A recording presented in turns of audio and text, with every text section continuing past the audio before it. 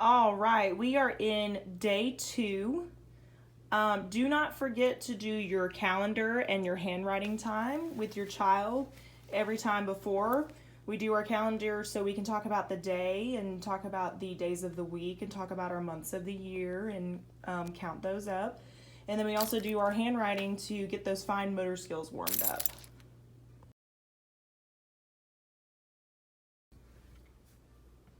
Here's a basic hundreds chart you can use for your child. You can look them up online. You can go to Google and type in hundreds chart and they will pull up. You can also just use this one that I have right here. You can just pause and look at that.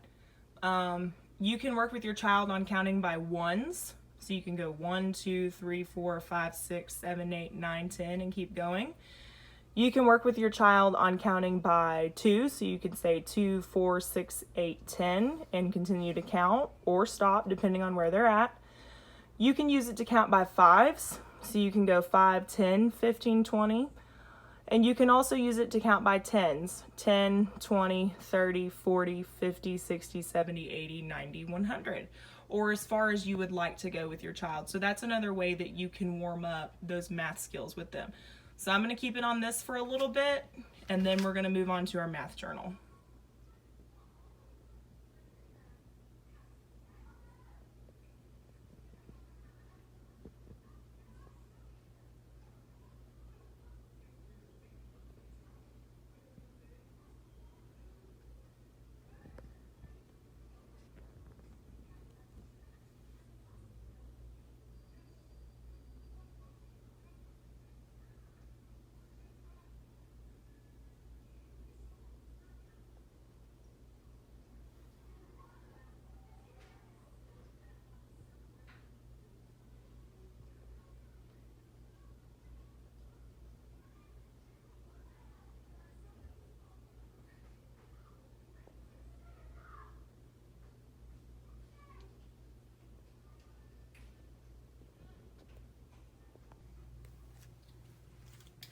We are in day 2 of our math journal.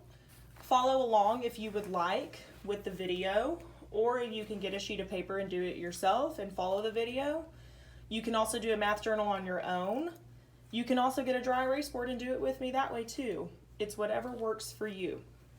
So we are going to start by drawing our T-chart all the way to the middle and then through the middle.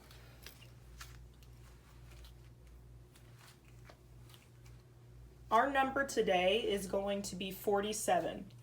So you would ask your child, what does 47 look like? And if they know the answer, they would say 47, or they would say it has a 4 and a 7, something like that. So you're going to write 4, 7 for 47.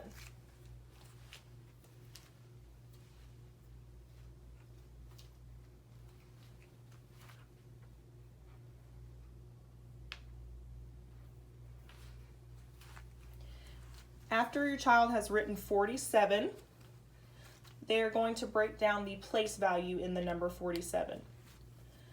So what you're going to do is you're going to have your child look at the 4 and the 7. And you're going to think, okay, where's the tens place?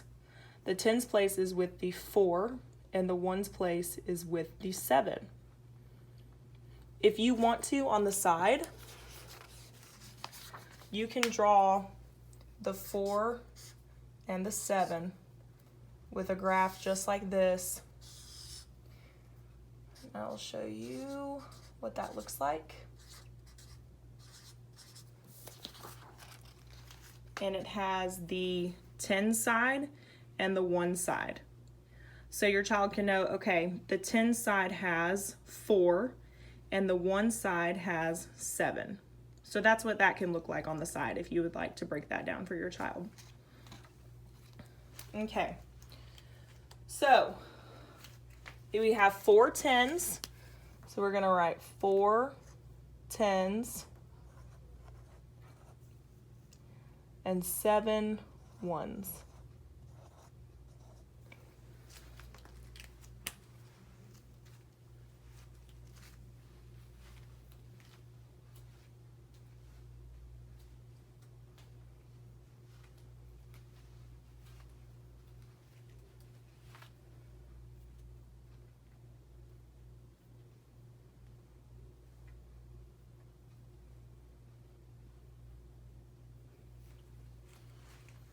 Okay, you're also going to show what 47 looks like with your place value form and your base 10 blocks and all that.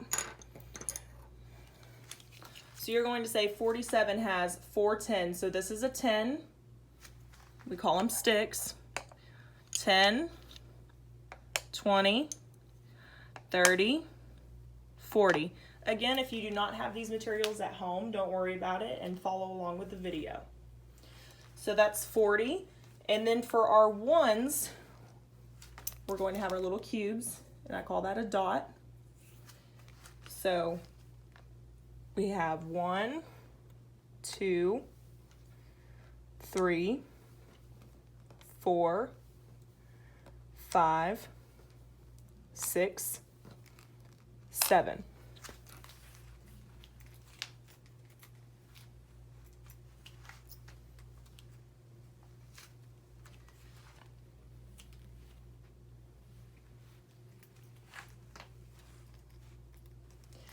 Your child can draw a picture of this if they would like to. That is entirely up to you.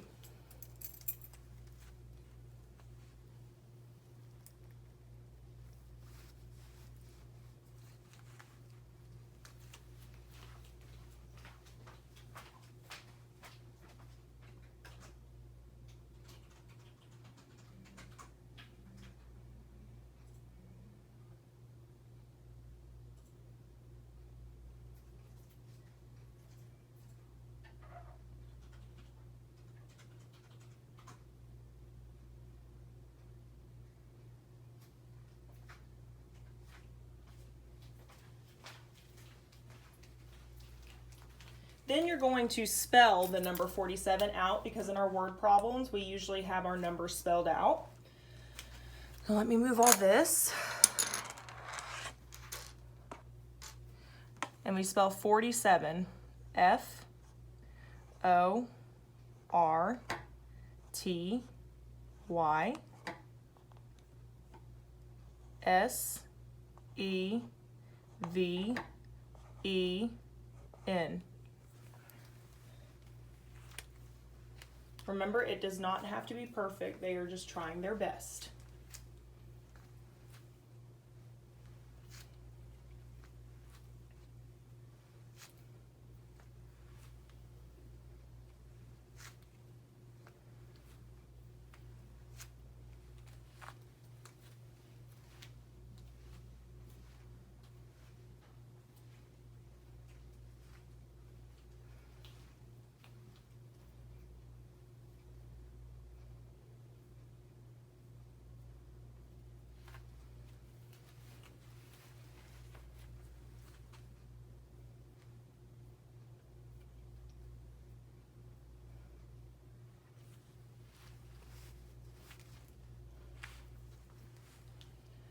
Okay, for our second box, we're going to do another fraction today.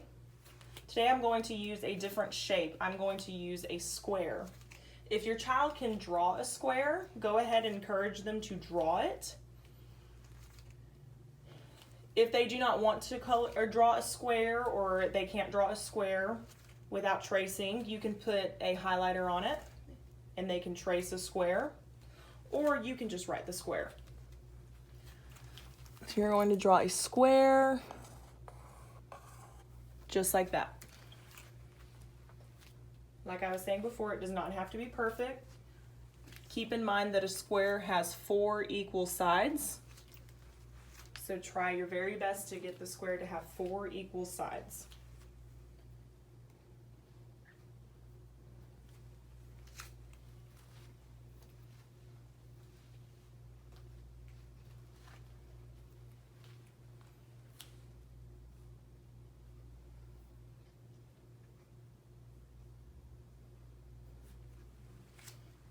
Okay, we are going to divide this square into 4 equal parts for our fraction.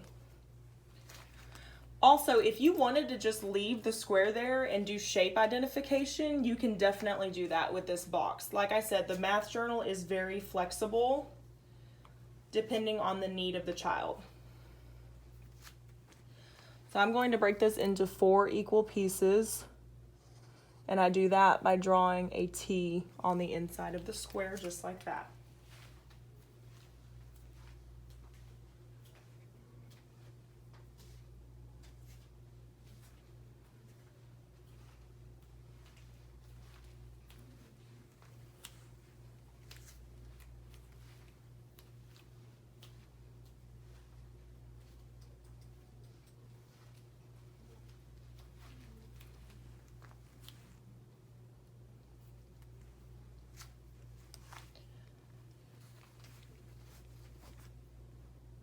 I am now going to color in one of the pieces of the fraction.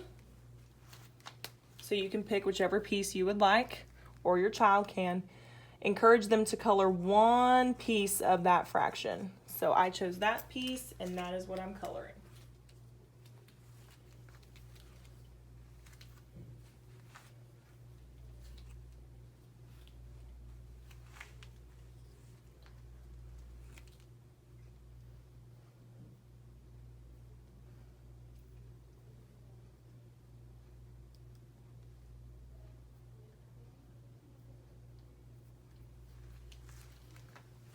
Okay, for a fraction, the bottom of our fraction is going to be the total number of pieces inside of our square. So you want to count that with your child, or have your child count that and go 1, 2, 3, 4. So 4 would go on the bottom.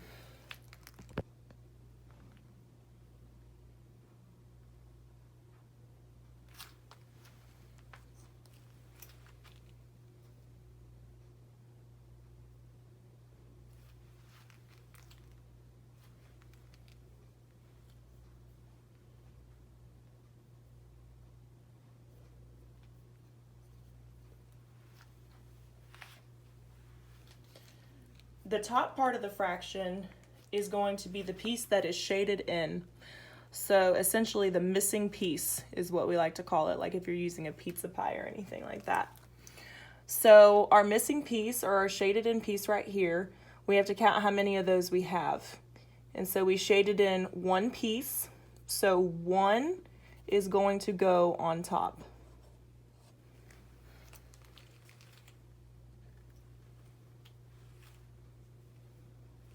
And you can ask your child what that fraction is, or you can say, this fraction is 1/4.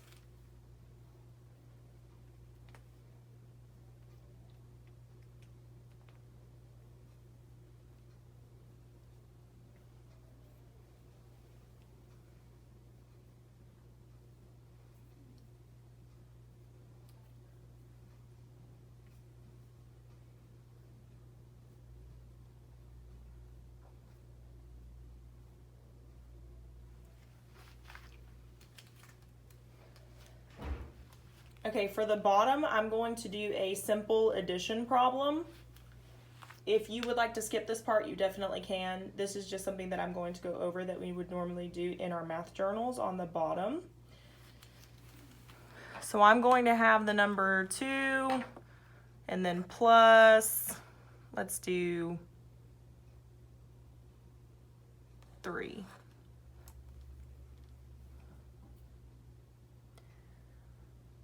So the way you'd want to frame this out for your child, if they know 2 plus 3 by memory, that's okay, and they can write in their answer. You can also break this down for them. So 2 you can show is 2 dots, or you can have 2 toys or something like that to show for manipulatives. And then plus, so that means you're combining together. You want to emphasize on that. That's what the plus sign means, that they are going together. 3, so you can have 3 dots. 1, 2, 3.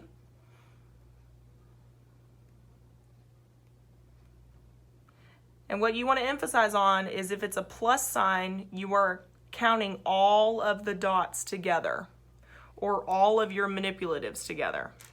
We'll do manipulatives in a second. So let's count all of these together. Ready? 1, 2, 3, 4, 5. What does 2 plus 3 equal?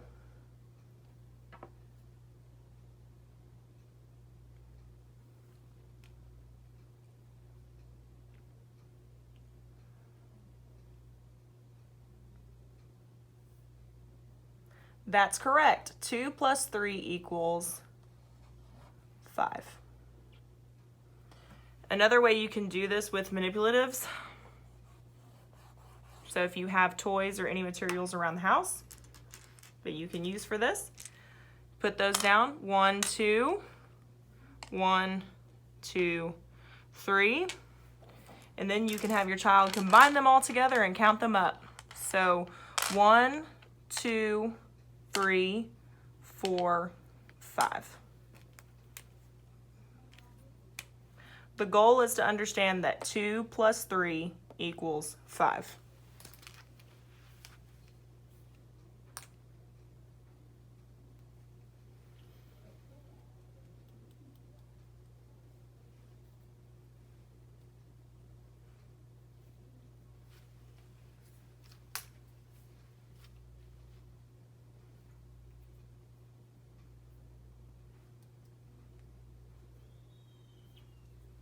And that completes one version of our math journal. Thank you so much.